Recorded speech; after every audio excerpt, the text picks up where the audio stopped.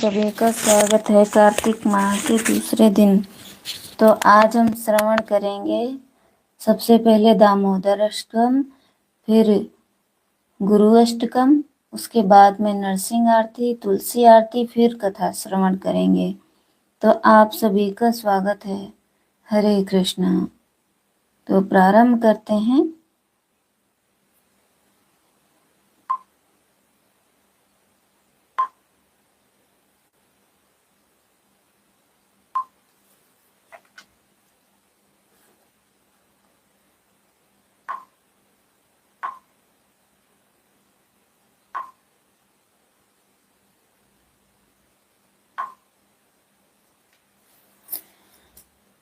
नमामीश्वरं सच्चिदानन्दरूपं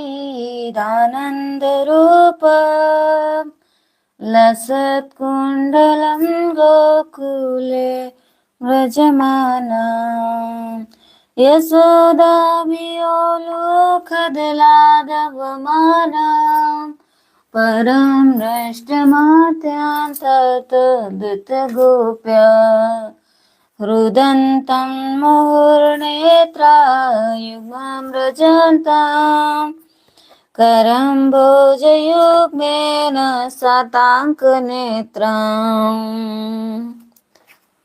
मुश्वासकम्पत्रिरेखामकण्ठ स्थिताग्रेव दामोदरं भक्तिबद्धम् इति द्वक्ष्वलीलाभिदानन्दकुण्डे स्वघोषं निमज्जन्तम् आख्यापयन्तम् नमामीश्वरं सच्चिदानन्दरूपं लसत्कुण्डलं गोकुले व्रजमानम् यशोदाभियोलुकदलाधवमानां परमष्टमात्यां ततो धृतगोप्या रुदन्तं मुहुर्नेत्रायुग्मं व्रजन्तं करं भोजयुग्मेन शताङ्कनेत्रम् मुहुश्वासकम्पत्रिरेखामकण्ठ स्थिताग्रेव दामोदरं भक्तिबद्धाम् इति दक्षलीलाभिदानन्दकुण्डे स्वघोषं निमज्जन्तम् आख्यापयन्तम् तदीयेषु ज्ञातेषु भक्तिर्जितताम् पुनः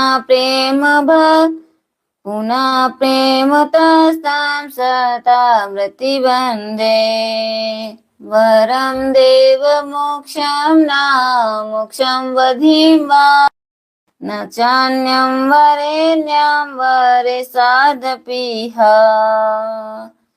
इदं तेव पूर्णाथ गोपालवाला सदा मे मनस्या विरास्तं किमर्णय इदं ते मुखं भोज अत्यन्तनीलय व्रतं कुन्तले स्निग्धरक्तश्च गोप्या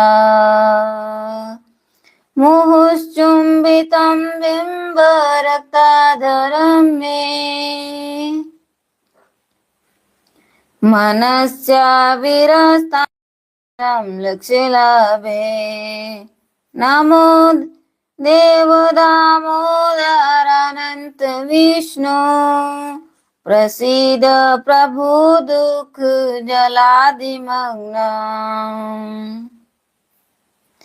कृपादृष्टिवृष्ट्यातिदिनं बतानो ग्राममामदयच्छिद्रस्य कुबेरात्मजो बद्धमुद्यत यद्वत् त्वया मोचितो भक्तिभाजो कृतो च तथा प्रेम भक्ति स्वकामे प्रयक्ष्य न मोक्षे ग्रहो मेस्ति दामोदरेह नमस्तेस्तु धाम्ने स्वरदीप्तिधाम्ने त्वदीयो दयारथ विश्वस्य धाम्ने नमो राधिकाय त्वदीया प्रियाय नमो नन्तलीलाय देवाय तुभ्याम् नमो राधिकाय त्वदीया प्रियाय नमो नन्तलीलाय देवाय तुभ्याम् नमामीश्वरम् सच्चिदानन्दरूपाम्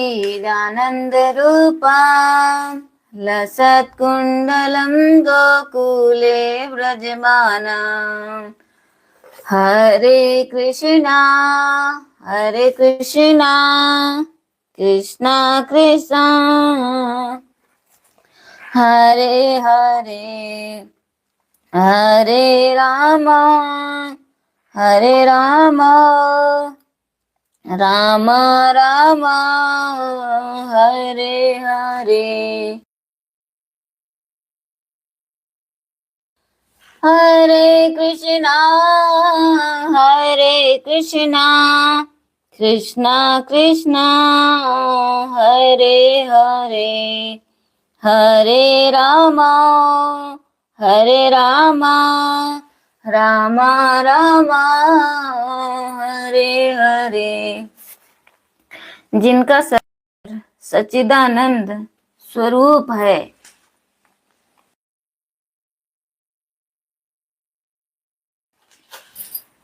जिनके कपोलों पर मकराकृत कुंडल हिल डुल रहे हैं, जो गोकुल नामक दिव्य धाम में परम शोभायमान है, जो दधी बाण फोड़ने के कारण माँ यशोदा के डर से उखल से दूर दौड़ रहे हैं, किंतु उनमें भी अधिक वेगवान पूर्वक दौड़कर जिन्हें माँ यशोदा ने पकड़ लिया है,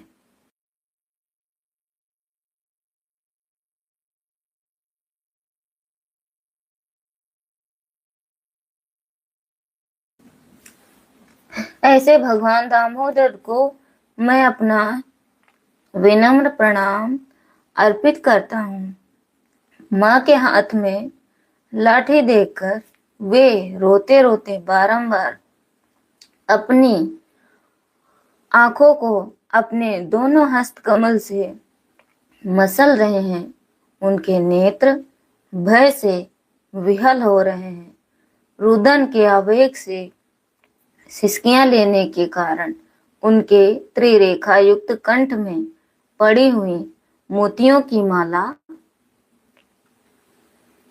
कंपित हो रही हैं। उन परमेश्वर भगवान दामोदर का, जिनका उदर रस्सियों से नहीं अपितु यशोदा माँ के वात्सल्य प्रेम से बंधा है, मैं प्रणाम करता हूँ, जो ऐसी बाल्य लीलाओं के द्वारा गोकुल वासियों को आनंद सरोवर में डुबोते रहते हैं और अपने ऐश्वर्य ज्ञान में मगन अपने भक्तों के प्रति तथा तथ्य प्रकाशित करते हैं कि उन्हें भय आदर की धारणाओं से मुक्त अतरंग प्रेमी भक्तों द्वारा ही जीता जा सकता है।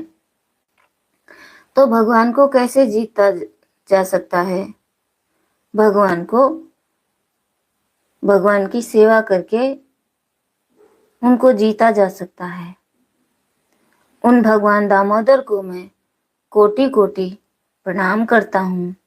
हे प्रभु, यद्यपि आप हर प्रकार के वर देने में असमर्थ हैं, तथापि मैं आपसे न तो मोक्ष अथवा मोक्ष के चरम सीमा रूप वैकुंठ में शाश्वत जीवन और न ही कोई अन्य वरदान मांगता हूँ। हे नाथ, मेरी तो बस इतनी ही इच्छा है कि आपका यह वृंदावन का बाल गोपाल रूप मेरे हृदय में सदा प्रकाशित रहे, क्योंकि इसके अतिरिक्त मुझे किसी अन्य वरदान में प्रयोजन ही क्या है। हे प्रभु, लालिमा युक्त कोमल श्याम वर्ण घुंघराले बालों से घिरा हुआ आपका मुख कमल माँ यशोदा के द्वारा मुखमंडल का यह सुंदर दृश्य मेरे हृदय में सदा विराजित रहे। आपके मुखमंडल का यह श्याम सुंदर दृश्य मेरे हृदय में सदा विराजित रहे। लाखों प्रकार के दूसरे लाभों की मुझे कोई आवश्यकता नहीं। तो भगवान से हमें क्या प्रार्थना करनी है कि हे भगवान, आपके मुखमंडल का यह सुंदर दृश्य देखकर मेरे हृदय में विराजित रहे। लाखों प्रकार के दूसरे लाभ की मुझे कोई आवश्यकता नहीं। तो भगवान से ही प्रार्थना करें कि जो सुख है उससे मेरी कोई आवश्यकता नहीं। आपका जो ये मुखमंडल है मेरे हृदय में सदा विराजित रहे और मुझे कोई दूसरे लाभ की कोई आवश्यकता नहीं है। हे भगवान, मैं आपको प्रणाम करता हूँ।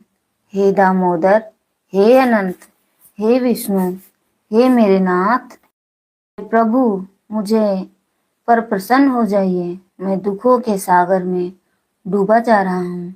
मेरे ऊपर अपनी कृपा दृष्टि की वर्षा करके मुझ दीनहीन शरणागत का उद्धार कीजिए और मेरे नेत्रों के समक्ष प्रकट हो जाइए।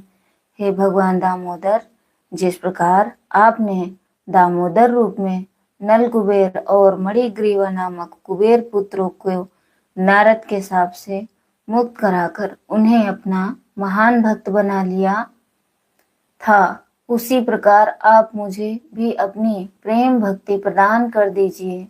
यही मेरा एकमात्र आग्रह है। मुझे किसी भी प्रकार की मोक्ष की कोई इच्छा नहीं। हे भगवान दामोदर, मैं सर्वप्रथम आपके उदर को बांधने वाली दीप्तिमान रस्सी को प्रणाम करता हूँ। आपकी प्रियतमा श्रीमती राधा रानी के चरण कमल में मेरा सादर प्रणाम है और अनंत लीलाएं करने वाले आप परमेश्वर को मेरा प्रणाम है।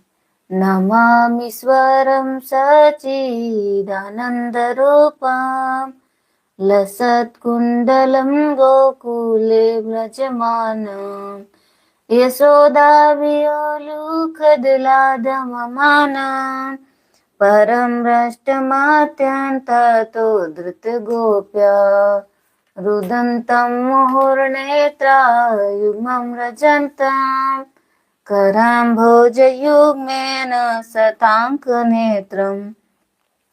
हरे कृष्णा। तो आप सभी वैष्णव भक्त का बहुत बहुत स्वागत है। आप सबने हमारा उत्साह बढ़ाया है। नमस्ते नरसिंहाय,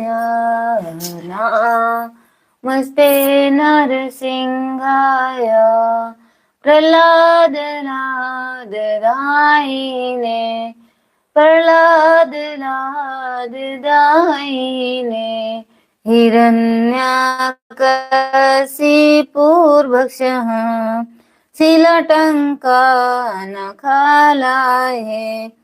तो नरसिंहा पर तो नरसिंहा, यतो यतो यामि ततो नरसिंहा, हर नरसिंहा हृदय नरसिंहा, नरसिंह मदि शरणं प्रपदे। तब कर कमल वरे नखामद्भुत श्रृंगा, दलिता हिरण्यकशिपु अनुभृंगा, केशवधिरता नरहरि रूपा, जय जगदीश हरे, जय जगदीश हरे, जय जगदीश हरे। जय हो नरसिंह देव, जय नरसिंह देव, नरसिंह देव जय नरसिंह देव, जय प्रहलाद महाराज, जय प्रहलाद महाराज, प्रहलाद महाराज जय प्रहलाद महाराज, जय जय प्रभुपाद प्रभुपाद, प्रभुपाद जय शिला प्रभुपाद नित्य गौर हरि बोल हरि बोल नित्य गौर हरि बोल। हरे कृष्णा कृष्ण कृष्ण हरे हरे हरे राम राम राम हरे हरे। हरे कृष्णा कृष्णा कृष्णा हरे हरे हरे राम राम राम हरे हरे। कृष्णा कृष्ण कृष्ण हरे हरे। वृंदाय तुलसी दिव्याय प्रियाय केशवस्य च विष्णु भक्ति प्रदे देवी सत्यव्रते नमो नमः नमो नमः। श्री कृष्ण प्रियसी राधा कृष्ण सेवा पावो मोराए अभिलाषी जे तुम्हार सारन तार वंश पूर्ण है कृपा करि कर तारे वृंदावन वासी मोराए अभिलाष बिलास कुंज दियो वास नयने रिबो सदा युगल रूप राशि निवेदन धर सखीर अनुगत कर सेवा अधिकार दिए करने दासी दिन कृष्ण दास कहे हे रामो राय श्री राधा गोविंद प्रेम सदा येन भासी यानि कानि च पापानि ब्रह्मत्यादिकानि च तानि तानि प्रणश्यन्ति प्रदक्षिण पदे पदे। जय वृंदे तुलसी जय वृंदे तुलसी जय वृंदे तुलसी जय वृंदे तुलसी। हरे कृष्णा कृष्ण कृष्ण हरे हरे हरे राम राम राम हरे हरे हरे कृष्णा कृष्ण कृष्ण हरे हरे हरे राम राम राम हरे हरे। वृंदा देवी तुलसी देवी की जय। कार्तिक मास महामहोत्सव की जय। आप सभी वैष्णव भक्त वृंद की जय। श्रवण के लिए जय। हरे कृष्णा। तो अब हम श्रवण करेंगे कार्तिक मास की जो कथा है उसका हम श्रवण करेंगे। तो हमने प्रथम दिन तो श्रवण कर लिया। आज हमारा द्वितीय कथा है, द्वितीय अध्याय है। तो चलते हैं हम अपनी कथा की ओर ज्यादा देर ना करते हुए। तो अभी तक हमने सुना कि जैसे जो सत्यभामा है वो भगवान कृष्ण से अपने पूर्व जन्म की कथा श्रवण करने के लिए कह रही हैं कि पूर्व जन्म उन्होंने क्या किया। कार्तिक मास व्रत कथा के दूसरे अध्याय में भगवान ऋषि सूत जी नारद जी को आगे बताते हैं कि भगवान कृष्ण ने बताया कि जब गुणवती के पति और पिता को राक्षस द्वारा मार दिया गया तो वह बहुत दुखी हैं। चलिए अब विस्तार से कथा का श्रवण हम करते हैं। श्री कृष्णचंद्र जी ने कहा, हे देवी गुणवती, और अपने पिता और स्वामी को राक्षस द्वारा मारे जाने का संवाद सुनकर पिता और पति के क्लेश से दुखित होकर करुण विलाप करने लगी। हाय नाथ, हाय पिता, हमको त्याग कर तुम कहाँ चले गए? मैं अकेली कन्या हूँ, आप लोगों के बिना असहनीय हूँ। अब क्या करूँ?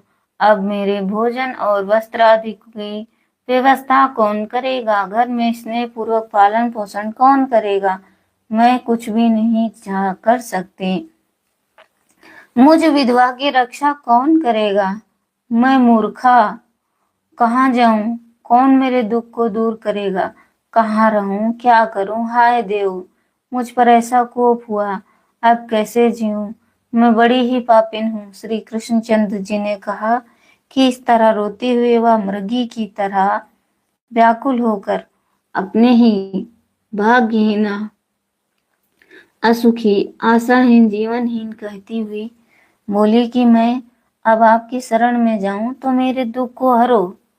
तत्पश्चात वायु के हाथ केले के वृक्ष की तरह पृथ्वी पर गिर पड़ी। अधिक देर बाद होश में आई, अत्यंत करुण विलाप कर और विकल होकर शोक सागर में डूब गई। अपने घर की सारी वस्तुएं बेचकर सावधानी के साथ अपने पिता और पति की यथाशक्ति श्राद्ध आदि की क्रिया की। उसके पश्चात उसी पुरी में निवास करती हुई वह विष्णु भगवान की भक्ति में तत्पर होकर शुद्ध तथा शांत भाव से अपनी इंद्रियों को अपने वश में करके वहीं रहने लगी। उसने जन्म से लेकर मरण तक एकादशी का व्रत तथा कार्तिक मास का विधिवत सेवन किया। हे प्रिय, ये दोनों एकादशी और कार्तिक व्रत हमें बड़े ही प्रिय हैं। तो भगवान कह रहे हैं कि ये दोनों व्रत मतलब कार्तिक व्रत और एकादशी, तो कार्तिक और एकादशी भगवान को बहुत प्रिय हैं। जो लोग एकादशी का पालन करते हैं और जो लोग कार्तिक मास का पालन करते हैं, भगवान कृष्ण उनसे अधिक प्रिय होते हैं। वो भगवान कृष्ण का प्रिय हो जाता है। वो श्राद्ध की क्रिया करके पुरी में निवास करती है, विष्णु भगवान की भक्ति में तत्पर होकर सुश्रद्धा और शुद्ध तथा शांत स्वभाव से अपनी इंद्रियों को अपने वश में करके वहीं रहने लगी। उसने जन्म से लेकर मरण तक एकादशी का तथा कार्तिक मास का विधिवत सेवन किया। हे प्रिय, ये दोनों एकादशी और कार्तिक व्रत बड़े प्रिय हैं। भुक्ति, मुक्ति, पुत्र तथा संपत्ति को देने वाला परम पवित्र है।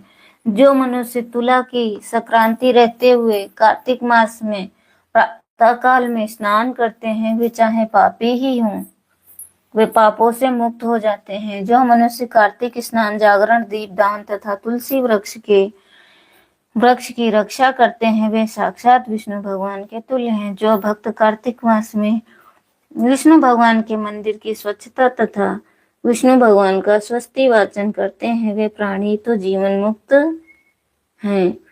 इस प्रकार जो जन्म कार्तिक मास के में 3 दिन तक श्री विष्णु के मंदिर की स्वच्छता अथवा उनका पूजन करते हैं, देवतागण भी उनकी वंदना करते हैं।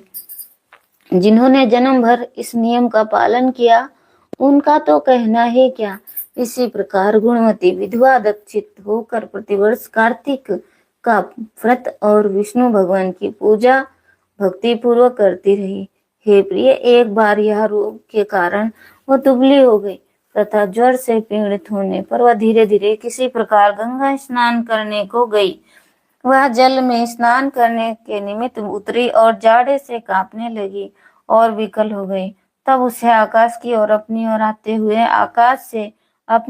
हुए विमान को देखा, जो शंख, चक्र, गदा और पद्म आदि विविध शस्त्रों से सुशोभित विष्णु भगवान का दिव्य रूप धारण करने वाला था। रथ पर उनके वाहन गरुड़ की ध्वजा अंकित थी। जब मेरे विष्णु के गण विमान चढ़कर उस पर चंवर ढुलाओं अप्सरा गणों के साथ शोभित हुए गुणवती को वैकुंठ लोक में ले गए, वह गुणवती प्रज्वलित अग्नि की शिखा की तरह उस विमान में बैठी हुई एकमात्र कार्तिक व्रत के प्रभाव से मेरे समीप आई।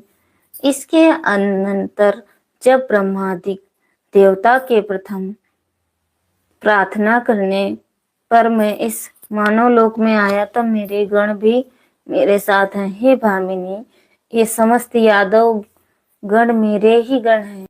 शर्मा नामक प्रिय विप्र है, जो वो सत्राजित है होकर यहाँ है। जो पूर्व जन्म में तुम्हारे पति चंद्र शर्मा थे, वही अक्रूर हुए। और हे भामिनी, तू ही गुणवती कार्तिक व्रत के पुण्य से ही तू मुझे अति प्यारी है। हे सुबह, पूर्व जन्म में मेरे मंदिर के द्वार पर तुमने तुलसी का बगीचा लगाया था। उसी पुण्य के प्रभाव से तुम्हारे घर में कल्प वृक्ष सुशोभित हो रहा है। पूर्व जन्म में जो तुमने कार्तिक मास में दीपदान किया था, इसी कारण तुम्हारे शरीर में शोभा और तुम्हारे घर में साक्षात अचल लक्ष्मी निवास करती है। उस जन्म में तुमने तो व्रत अधिक पति स्वरूप फल से तुम इस जन्म में मेरी प्रिय भार्या हो। पूर्व जन्म में आजीवन तुमने नियम सहित कार्तिक मास का व्रत किया था। उसी के से कभी भी हमारा तुम्हारा वियोग नहीं होगा। इसी प्रकार जो प्राणी कार्तिक का व्रत करेंगे वे सब भी मेरे ही समीप रहेंगे और तुम होंगे। यज्ञ, दान, व्रत तथा तपस्या करने वाले मनुष्यों को जो फल प्राप्त होता है वह कार्तिक व्रत के पुण्य फल का 16वां भाग भी नहीं होता। सूत जी बोले, इस प्रकार सत्यभामा श्री कृष्ण भगवान से अपने पूर्व संबंधी पुण्य के प्रभाव का वृत्तांत सुनकर प्रसन्न हुए तथा सारे संसार के आदि कारण भगवान श्री कृष्णचंद्र को प्रणाम करके बोली। अगली कथा